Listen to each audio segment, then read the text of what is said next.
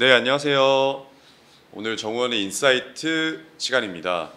오늘도 지난 주간에 있었던 해외 축구들 중에서 한 경기를 리뷰를 좀 해보려고 하는데요. 지난주에 이제 빅매치가 꽤나 많이 있었죠. 아스날과 맨체스터 시티 경기를 비롯해서 각 나라마다 어떤 중요한 경기들이 조금 있었는데 제가 떠나볼 곳은 이탈리아입니다. 이탈리아는 굉장히 또 중요한 매치가 열렸습니다. 밀라노를 또 연고로 하고 있는 두 팀이 만나게 되는 어떻게 보면 이탈리아 내에서 가장 유명한, 그리고 전 세계적으로도 가장 유명한 매치죠. 더비 매치. 데르비 델라 마돈니나라는, 어떻게 보면 밀라노 연고로 하는 AC 밀란과 인테르 밀란이 만나게 된 경기였습니다. 흔히 저희가 말하는 이제 밀라노 더비라고 하죠. 두 팀의 역사는 굉장히 깊습니다. 이번 맞대결이 242번째 매치일 정도로 굉장히 많은 역사가 있고, 그간의 전통을 보면은 인테르가 10경기 정도 더 이겼습니다. 그 정도로 인테르의 우위가 있었던 두 팀 간의 맞대결인데, 최근에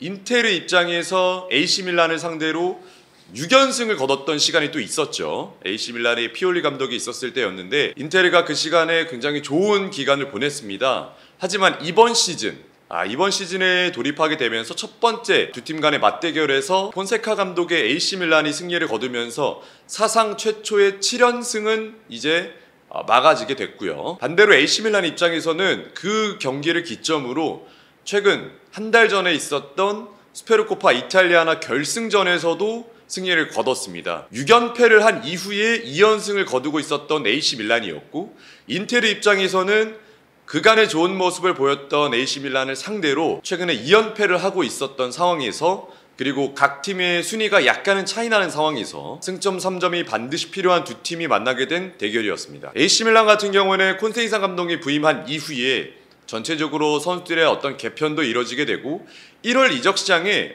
선수들이 좀 많이 바뀌게 됐어요. 이번 시즌 초반에 합류하게 된 이제 알바로 모라타가 팀을 떠나게 됐습니다.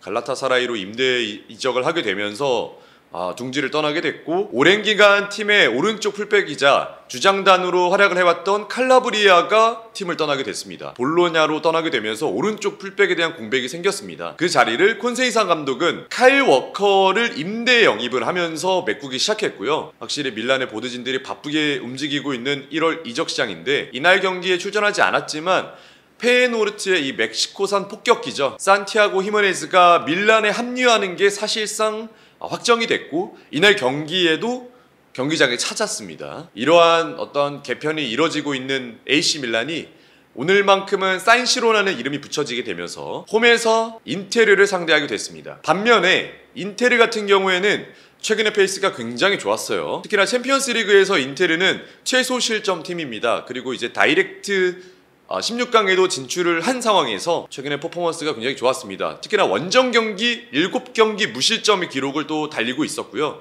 오늘 경기까지 한다면 8경기 무실점 기록까지 세울 수 있었습니다. 그리고 추가적으로 공격진도 굉장히 좋았어요. 최근에 라우타로 마르티네즈의 득점력이 터지고 있었고, 리그에서 22경기에서 55개의 득점을 올리고 있었습니다. 이 부분은 이제 1960 그리고 61년에 세웠던 기록에 이어서 약 64, 5년 만에 대기록이 또 나왔는데요. 확실히 최근에 극강의 공격력, 그리고 아주 안정된 수비력을 바탕으로 인테르는 이탈리아 내뿐만 아니라 전 세계를 보더라도 굉장히 안정적인 강팀으로 자리 잡았다.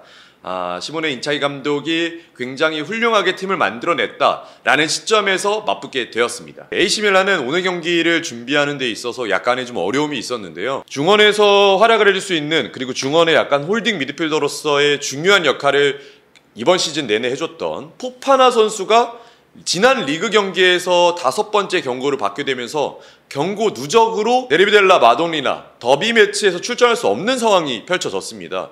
그러다 보니까 이 중원에 있는 선수를 어떤 선수가 대체를 해줄 것인가 굉장히 중요한 부분이었는데, 인터뷰에서 말하기로는 콘세이산 감독은 대안이 있다고 얘기를 했었거든요. 그 부분을 벤나세르와 라인더러스 그리고 무사 선수를 3미드를 기용을 하면서 콘세이산 감독이 4-2-3-1 형태를 잘 보여줬던 이번 시즌의 흐름과는 별개로 4-3-3의 형태를 보여주기 시작했습니다. 골키퍼는 매냥이 나왔고 센터백 라인이 굉장히 중요했는데, 왼쪽엔 테오, 그리고 가운데 센터백에는 파블로비치, 토모리, 그리고 오른쪽에는 카일 워커가 밀란에서 데뷔전을 가졌습니다. 그 위에 중원은 앞서 말씀드린 것처럼 벤나세르, 라인더러스, 무사가 배치가 됐고 최전방은 타미 에이브라함이 모라타의 빈자리를 메꿔주게 됐고요. 레앙과 플리식을 좌우 날개를 활용함으로써 4-3-3 형태를 만들어낸 콘세이상 감독입니다. 이번 시즌 콘세이상 감독의 축구가 어떤 형태로 흘러가는지를 좀 간단하게 보고 넘어가면 좋을 것 같은데요. 확실히 콘세이상 감독은 4-4-2의 형태를 포르투 시절에서도 많이 썼습니다. 강하게 전방 압박 태세를 올리고 볼을 뺏었을 때 다이렉트하게 공격하는 형태 자체를 가져가게 되면서 높은 위치에서의 라인 컨트롤을 보여주는 콘세이사 감독의 전형적인 공격적인 형태가 나오고 있었는데 이번 시즌에는 4-4-2 형태보다는 4-1-4-1 형태 혹은 양쪽 사이드까지 높은 위치에 올라오게 되면서 만들어지는 3-1-5-1 형태. 굉장히 공격적인 숫자를 많이 올리죠. 왼쪽 테오를 높은 위치로 올리게 되면 오른쪽에서 워커 대신에 출전했던 이전의 칼라브리아라든지 에메르송 로얄이 이제 오른쪽의 한 부분의 수비적인 밸런스를 맞춰주고 이 선수까지 올라올 때는 굉장히 많은 공격자가 높은 위치로 올라가게 됩니다. 근데 이 부분에서 문제가 발생했었던 건 뭐냐면 선수들 간의 자유로운 움직임을 추구하는 이 콘세이사 감독의 공격 전술이거든요. 측면에서의 부분 전술이 명확하게 아직 들어가 있지 않습니다. 밀란에 합류한 지 얼마 되지 않았다 보니까 그런 부분에 있어서는 선수들이 자유롭게 움직이고 예를 들면 풀백이 높은 위치 올라가면 포워드가 내려와주고 그 사이를 라인더러스라든지 무사 이 중원에 있는 미드필더들이 들어가지고 이러한 움직임이 선수들 간에 약간 맞지 않을 때가 생각보다 많았어요. 그러다 보니까 파르마라든지 아니면은 상대적으로 약팀들을 상대로 굉장히 고전했던 흐름이 꽤나 있었습니다. 근데 오늘 경기는 준비한 태세가 조금 달랐어요. 최근에 이제 콘세이상 감독이 보여줬던 형태와는 조금 다르게 포파나가 없다 보니까 볼을 가지고 공격을 하는 데 있어서 어려움이 있을 수밖에 없었던 오늘 경기였고요. 상대적으로 인테르가 앞서 말씀드린 것 같이 공격력이 굉장히 좋거든요. 이번 시즌 인텔의 이 자유로운 움직임에서 나오는 공격력을 막기 위해서는 밀란 입장에서는 조금 더 수비적인 스탠스를 어떻게 가져갈지가 굉장히 중요했습니다. 이날 경기 같은 경우에는 4백에 3명의 미드필더가 구축이 됐지만 수비 시에는 이 오른쪽으로 뛰었던 무사가 오른쪽 윙백으로 배치가 되면서 5백까지 구축이 되고 레앙과 플리시까지 내려오는 이 5-4-1 형태의 수비를 만들어줬어요. 이 부분에서 수비적인 이 조직화가 굉장히 잘 유지가 됐던 밀란의 수비 라인이었습니다. 반면에 인테르 같은 경우에는 3백을 워낙 잘 쓰는 팀이죠. 왼쪽에 바스토니, 가운데 더브레이. 아체르비가 수비에서 복귀하긴 했습니다만 더브레이가 중원에 스위퍼로 출전을 했고 오른쪽 같은 경우에는 파브르 선수가 출전했습니다. 중원에 이제 차르노글루가 복귀를 했어요. 슈페르코파 이탈리아나 밀란과의 결승전에서 전반전에 몸에 이상을 느끼고 난 이후에 이제 부상이 발발하면서 결국에는 리그 경기를 한달 정도를 치르지 못했던 이 차르노글루였는데 확실히 이날 경기 복귀를 하게 되면서 인테르 팬들에게 좀 기대를 하게 되는 부분이 있었고 중원에는 바렐라, 미키타리안, 디마르코 왼쪽 윙백, 오른쪽 최근에 컨디션이 굉장히 좋은 둠프리스, 최전방을 라우타로와 마커스 튀람이 위치를 하게 됐습니다. 어떻게 보면 인테르가 내세울 수 있는 최정예 멤버를 구축을 했던 이번 라인업이었고요. 골키퍼는 당연히 얀조 모키퍼였죠. 다만 걱정이 됐던 건 뭐냐면 차르노글루 선수의 컨디션이었습니다. 차르노글루가 이날 경기를 통해서 복귀했다 보니까 컨디션이 얼마나 올라왔을지 중요했던 부분이었고 이날 경기까지만 해도 수비를 굉장히 잘하고 있었기 때문에 수비적으로는 크게 문제가 되지 않을 거라고 생각이 됐었고요. 혹여나 이제 경기가 조금 풀리지 않게 된다면 확실히 인테르의 이 라인의 선수들을 보게 되면은 면면들이 물론 어린 선수들도 선발 라인에 많이 배치가 되어 있습니다만은 전체적인 팀 스쿼드가 약간 고령화되어 있는 추세거든요. 그러다 보니까 기동력적인 부분에 아쉬움이 후반전 가면 갈수록 나올 수도 있지 않을까라는 약간의 또 걱정이 있긴 했고요. 확실히 밀란 더비, 데르비 델라 마돈리나의 특성답게 이 라이벌 더비 매치에서는 그 어떤 변수도 일어날 수 있으며 순위와는 상관없는 결과가 나올 수도 있다는 것에 약간의 걱정이 있는 상태로 이날 경기를 출발하게 됐습니다. 인테르 같은 경우에는 이번 시즌에 매우 유기적인 움직임을 보여주고 있는데 센터백이 위치를 가리지 않고 높은 위치로 올라간다든지 올라가게 되면 미드필더가 내려오면서 후방에 3명의 숫자를 맞춰주고 혹은 또 가운데 있는 스위퍼가 올라가게 되면은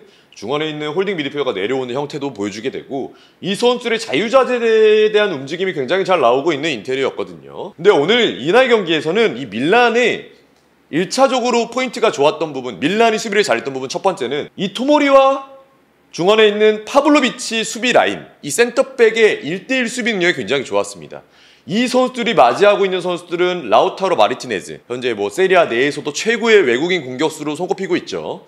그리고 마커스 튀람까지 최근에 공격력이 굉장히 좋은 이 투톱 라인과 직면할 수 있는 센터백 라인이었습니다. 파블로비치 그리고 토모리, 사실 이 싸움에서 패배를 하게 된다면 이 라인 자체를 잘 형성한 것과는 별개로 이 사이 공간에서는 무너질 수밖에 없었거든요. 하지만 이날 경기 파블로비치하고 토모리가 1대1 수비 능력이 굉장히 좋았습니다. 뭐 지표로도 나왔겠지만 드리블 허용이 거의 없었고 경합 장면도 이 센터백이 이 두 공격수에 비해서 매우 좋았고요. 그러다 보니까 볼 자체가 센터백의 뒷공간으로 공략하는 킥이 날라오더라도 튀람이 볼을 잡게 되면은 토모리, 파블로비치가 등을 진 상태에서 경합을 하게 돼주고, 이렇게 됐을 때 뒤쪽에서 라우타로가 들어간다 하더라도 같이 붙어서 붙여주는 토모리의 수비 자체가 좋다 보니까 이 볼 자체가 매끄럽게 이쪽으로 들어오지 못했어요. 결국에는 안쪽으로 들어갔던 볼이 바깥쪽으로 방출이 되게 되고, 측면에서 많은 숫자를 통해서 측면 부분 전술을 만들려고 했던 인테르의 흐름들에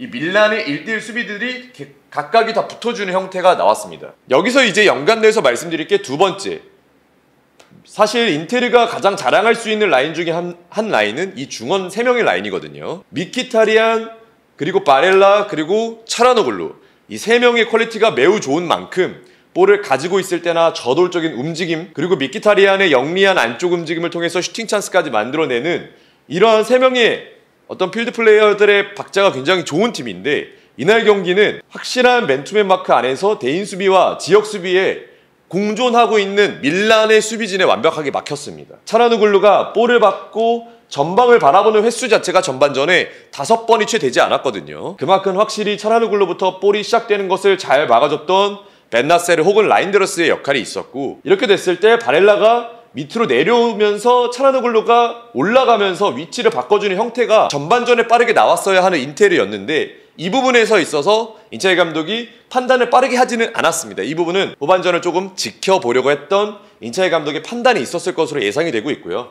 어쨌든 중원에 있는 바렐라, 미키타리안, 차라누글루가 볼을 쉽게 받을 수 있는 상황이 나오지 않다 보니까, 그리고 타미 에이브람 자체도 밑으로 내려오는 수비 형태를 보여주다 보니까 밀란의 지역에 인테르 선수들의 공격 숫자보다 밀란 수비들이 훨씬 많이 배치가 되어 있습니다. 부분적으로 수적인 우위상을 만들어가면서 이 간격 자체가 굉장히 잘 유지가 됐습니다. 세 번째, 밀란이 수비를 잘했던 것 중에 가장 좋았던 것 중에 하나는 정말 신기한 게도 오프사이드 트랙에 대한 부분이 매우 완성도가 높아졌다는 건데요. 사실 토모리라든지 파블로비치 이번 시즌의 주전조로서 계속 활약을 해줬던 센터백 라인이 아닙니다. 그리고 더군다나 카일 워커가 새로 합류한 상황에서 이 4명의 센터백의 라인이 오프사이드 트랙을 제대로 맞출 수 있을지가 상당한 리스크로도 작용을 할 수 있었는데요. 콘세이사 감독은 이 라인 자체에 대한 부분을 연습을 굉장히 많이, 훈련을 굉장히 많이 하고 나온 것이 티가 났죠. 라우타로가 상대의 뒷공간으로 침투하려고 하는 움직임이 한 차례 있었으면서 안쪽에 볼이 연결됐고, 반대편에서 합류하던 디마르코에게 들어가면서 결국에는 네트를 흔들었던 장면도 있었습니다. 하지만 이 자체도 이 백라인의 오프사이드 트랙이 굉장히 좋았었고요. 반대로 바렐라가 이번에는 본인들의 왼쪽 하프 스페이스 공략을 하면서 뛰어들어갔던 움직임이 있었는데, 이 부분 역시도 라우타로가 안쪽으로 들어오면서 마무리를 했습니다만 오프사이드가 선언이 됐어요. 바렐라의 위치 자체가. 확실히 이 4명의 라인 혹은 오른쪽에 무사까지 합류했을 때 이 5명의 라인이 오프사이드가 굉장히 잘 유지가 됐고, 오프사이드 유지가 됐을 때 이 4명의 수비가 그에 앞서서 간격을 잘 맞춰줬다는 점, 특히나 레앙이 내려오기 전까지는 3명의 미드필더가 합을 맞춰주면서 플리식은 조금 더 밑에 지역에서 내려와주면서 3명이서 허리라인을 보호해주는 역할을 해주다 보니까 확실히 육안으로 보더라도 공간 자체가 많이 없습니다. 확실한 전략을 가지고 나왔고, 이 부분에 있어서 단단한 수비력을 보여줬던 콘세이사 감독이 밀란이 되겠습니다. 결국에는 이렇게 단단하게 수비를 만들다 보니까 콘세이사 감독은 오늘 경기에 준비한 형태가 나왔죠. 수비를 단단하게 만들다가 하파엘 레앙을 통해서 빠르게 직선적인 움직임, 더군다나 하파엘 레앙만 사용하는 게 아니라 테오까지 올라왔을 때 공격이 가중이 되고, 이때 공격 숫자를 많이 늘리면서 올라가겠다고 하는 그 의지가 좀 돋보였는데, 그 출발이 타미 에이브라함이 됐습니다. 타미 에이브라함이 중원에 있는 차르노글루의 볼을 등 뒤에서 뺏어내면서 공격이 시작이 됐고요. 이 부분에서 벤나세르가 볼을 잡고 반대로 전진을 패스를 넣어줬고, 레앙과 테오가 동시에 출발을 하면서 순식간에 공격 숫자가 극대화됐던 밀란의 형태였습니다. 확실히 레앙이 라인을 타고 있었고 테오가 위치하다가 레앙의 안쪽 움직임에 맞춰서 테오가 볼을 전달해줬고 센터백들 그리고 수비인들이 급하게 내려오는 상황이 만들어졌는데 이때 전반 초반에 계속해서 공격 가담에 있어서 포파나의 빈자리를 메꿔주고 있었던 이 라인더러스가 공격 시에 과감하게 전진을 했고요. 이렇게 됐을 때 레앙의 크로스가 튕겨 나온 것을 뒤쪽에서 들어오던 라인더러스가 잡고 득점으로 마무리를 하는 장면. 콘세이사 감독의 일주일 동안 생각했던 그 플랜이 경기장에서 구현됐던 순간이었습니다. 콘세이사 감독은 이번 경기에서 경기 템포 자체를 본인들이 일부러 루즈하게 만들려고 했던 시도가 굉장히 많았어요. 아무래도 인테르 입장에서는 공을 갖고 있을 때 그리고 빠르게 역습을 전환하는 속도감이 붙었을 때 인테르도 좋은 모습을 보여줄 수 있거든요. 사실 밀란도 그 부분에 장점이 있겠지만 그것을 조절할 수 있고 그것에 더 좋은 효과를 낼 수 있는 거는 인테르도 마찬가지였고 더 좋은 효과를 낼 수 있었기 때문에 경기 템포 자체를 굉장히 루즈하게 만들려고 하는 시도가 많았습니다. 볼을 가지고 있을 때도 다이렉트하게 연결하는 것보다는 천천히 지공 상황을 거쳐가면서 만들어지고 그리고 공격이 무산되더라도 높은 위치에서 빠르게 역습이 올라오는 것 자체를 막아줄 수 있도록 전방에서 확실한 마무리를 통해서 하고 내려오는 이 밀란 선수들의 동선이 계속해서 파악이 됐었고요. 심지어 인테르가 빠르게 역습을 나갔을 때 밀란 선수들의 수비 복귀가 굉장히 빨랐어요. 특히나 이날 경기에선 그런 부분이 더 많이 보였는데 인테르 선수들도 역습 시에 수적 우위를 가져가는 형태가 많은 게 이번 시즌이고 인차이 감독의 어떤 특별한 역습 전술 중에 하나인데 이 부분에 있어서 밀란 선수들의 수비 인원도 많았습니다. 확실히 상대에 대한 역습에 대한 수적인 동률을 맞추기 위한 콘세이산 감독의 어떤 수비적인 그런 디렉팅이 좀 들어갔던 부분이 이날 경기에 제대로 나왔었고요. 그러다 보니까 경기가 조금 루즈해지고 있는 상황에서 인테르는 조금 답답할 수 있었습니다. 오프사이드를 통해서 득점을 만들었지만 취소가 됐고 이렇다고 할 만큼 중원에서 미드필더들이 볼을 잡고 위협적인 장면으로 만들 수 있는 찬스도 나오지 않았고 왼쪽 라인에서 디마르코하고 바스토니의 공격 가담도 바스토니 같은 경우에 올라가게 된다면 플리시 자체가 뒷공간으로 또 한 번에 올라갈 수 있고 카일 워커가 있다 보니까 카일 워커에 대한 뒷공간 침투도 고민할 수밖에 없었거든요. 그러다 보니까 이 바스토니 선수의 공격 가담 위치 자체가 전반전을 통틀어서 출전하고 있는 시간 동안 굉장히 낮은 위치에 있었습니다. 이러다 보니까 왼쪽 공격도 디마르코의 왼발 얼리 크로스가 아니라면 이렇다 할 만한 장면으로 나온 장면이 꽤나 많이 없었고요. 인텔 입장에서는 다소 조금 답답한 흐름으로 경기가 흘러가고 있었는데 이런 부분에서 해결책이 되어줄 수 있었던 실마리를 조금씩 찾기 시작했습니다. 그 부분은 바로 세트피스였어요. 확실히 인테르 입장에서는 이번 시즌 세리에대해서 세트피스 득점이 가장 많은 팀이고 특히나 오른발에는 바렐라 차라누글루가 있고 왼발에는 디마르코가 있고 킥이 좋은 선수들이 굉장히 많이 위치가 되어 있습니다.